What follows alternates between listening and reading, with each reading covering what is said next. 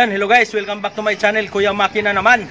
Nandito na naman tayo, gumawa na naman tayo ng saranggula.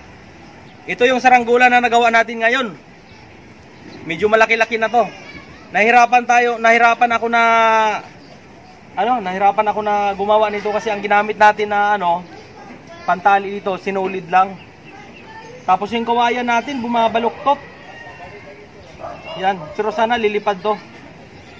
Yan, ito na yung pinakamalaki na natin na nagawa kasi hindi pa talaga tayo master sa paggawa ng mga saranggula. So sana mamaya lilipad to siya.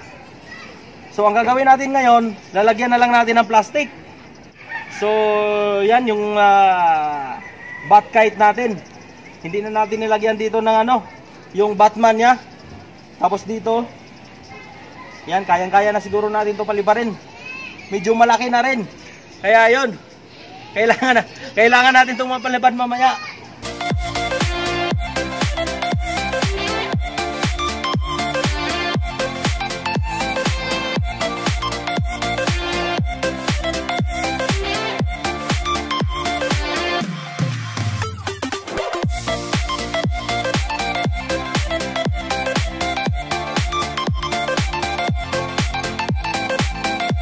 Kompletos ricados na. Ang kailangan na lang nito, kailangan to lumipad. Yun. Tapos yun, yung tansi natin medyo malaki.